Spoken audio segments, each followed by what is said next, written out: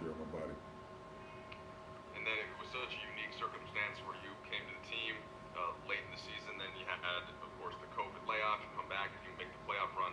What of all of that experience made you decide that you wanted to come back for this season to try to run it back? It was just, it was a crazy free agency, and I just felt like this was the best place for me to be a free agent next year.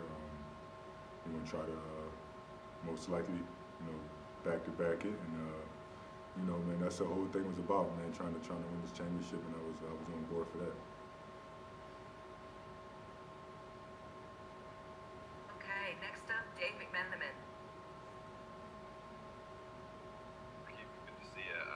You mentioned the most probably back-to-back kid. The additions to your guys' bench and Mark, and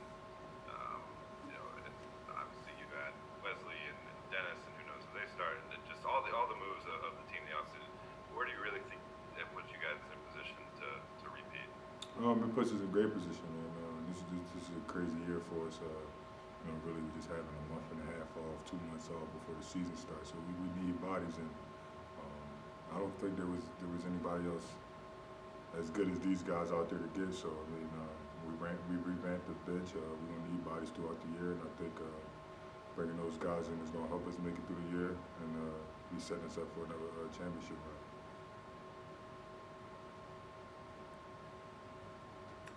Okay, next up, Kyle Goon, please.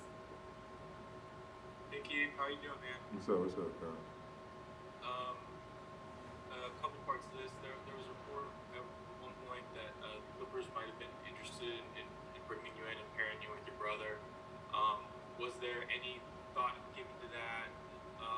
What has sort of your communication been like with your brother, and also what kind of for have you gotten on Trey with your brother? Well, the Clipper situation, that was just talk, man. They trying to scare the Lakers fans. You know what I mean? The nation fans, which was downplayed. Trash, I've been competing against Trash for a couple of years now since he's been in the league. So I kind of know his game, man. He's going to help the team a lot. Another dog on the team, I would call him a junkyard dog because he does everything in the post, and he battles down there, and we need that on this team. Okay, Bill Orr, please. Hey, Markieff. It's good to see you. Welcome back. I'm wondering, you were one of those guys who was a little late getting to the bubble, and obviously the bubble was such a huge success, but it's going to be a totally different situation for this season. How are you feeling about the COVID protocols and the ability to play this season without a bubble, and kind of the likelihood of the league being able to put off? The bubble was cool. I would say, the league is basically putting more responsibility on the players to be safer, which we should be anyway, knowing that the COVID is out there. It was tough being in there for however long, 95 days or something like that. So, with all the protocols, I like it because we don't have to be in the bubble. It's a lot, but we want to keep the game going, and this is what we have to do to continue to play. Hey, next up, Dick Leike, please. Hey, Markieff, Dan Leike with the LA Times. You saw firsthand how quickly this team kind of embraced you and made the chemistry sort of work. Dave mentioned it. This team didn't sit on their hands, this offseason. They made a lot of moves. What is it about the leadership on this team that makes you confident that the chemistry won't be a factor at all this year? We're led by the best player in the world, and then the second best player in the world, or 1A and 1B, however you want to do it. They're also great leaders off the court, man, and they make sure we do team things. We do a lot of team bonding because you need that when you go into battle.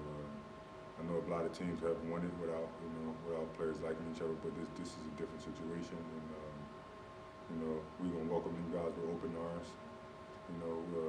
This is gonna be another great year off the court and on the court, and we just ready. Okay, Melissa Rowland, please. Hey Keith, when you see LeBron signed a contract extension and AD's contract coming through. What does that do just mentally in terms of seeing those guys' commitment to the Lakers and just sort of mentally the commitment that they have?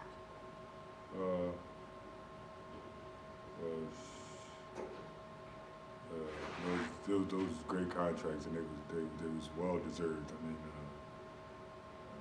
how can you not sign LeBron after coming out that year for another 2 years, or AD for another max contract? I mean, it's a big family, and it worked out the best for everybody. Okay, and next up, Abby Clifton, Spectrum. Hey, Markieff. I believe, if I'm not mistaken, it was a short time for you spending in OKC, but I believe it overlapped with that of Dennis Schroeder. How would you describe just kind of the teammate you guys are getting and what he'll be able to provide for this roster as you know it already, and then the pieces you're adding? Dennis is a great guy, man. Off the court, on the court, he's a dog, man. He's competed at the highest level every night. He's always ready to play. I played against him a lot of times when I was in Washington. Also, I actually played against him in the playoffs when he was in Atlanta. And he's tough. He's going to bring it every night, and we need that coming off the bench. And we just need that throughout the 72-game season too.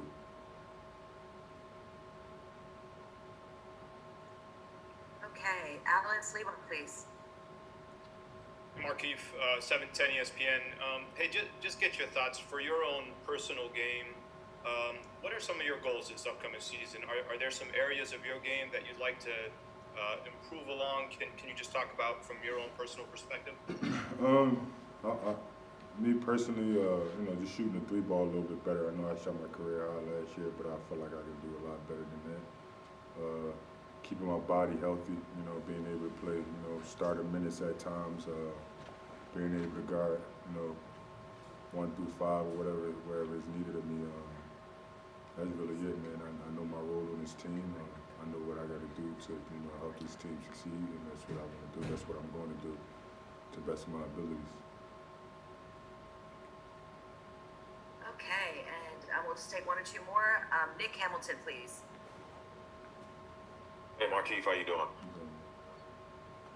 One thing you talked about earlier about coming off the short break, getting prepared for this upcoming season of 72 games.